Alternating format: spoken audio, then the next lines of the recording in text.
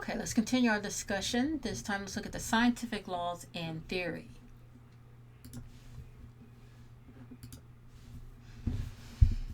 So, let's look at the parts of the scientific method.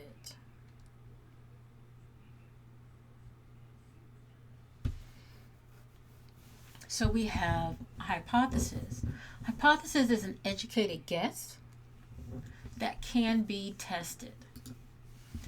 Educated guess means that it has been studied. So we have a phenomenon, you go, you look at all the information about that particular phenomenon, and from that, then you draw a conclusion, or you draw a hypothesis on what you think may be occurring. So it's an educated guess because it has been usually researched to see what's going on. That hypothesis has to be one that you can test.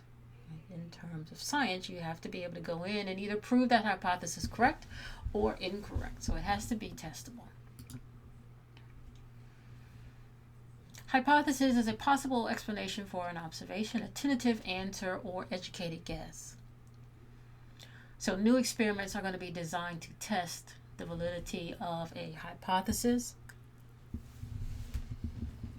Hypothesis is supported if it correctly predicts the experimental results. So an example would be that matter consists of small particles or atoms that simply rearrange themselves. So something like that is something that can be tested. You can go in to see what matter is made up of.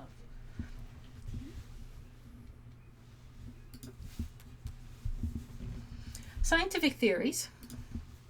So a reasoned explanation tested by many observations and experiments. So it has been tested over and over again. Scientific theories tell why things are. So it answers the question of why. There's three things that a theory must be able to do. It must explain clearly and simply. It must be repeatable. And it must be able to make predictions. Okay.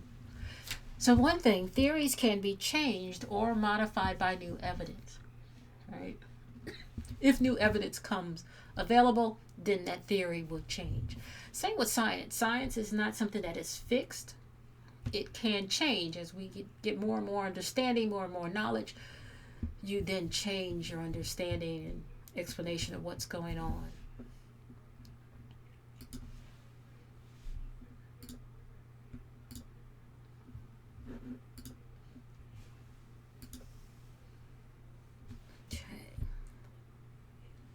So a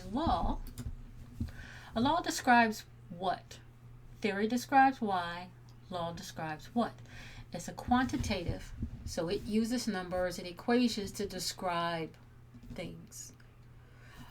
Often equations are going to be part of these laws, and what we know is that mathematics is a universal language. Right? The equations, or these equations are of these laws is understood, because math is a universal language here.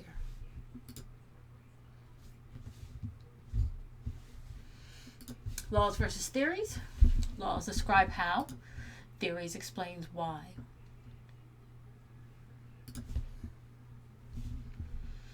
Laws summarize observations. Theories agrees with the observations. Laws usually have equations associated with them. Theories will predict new discoveries.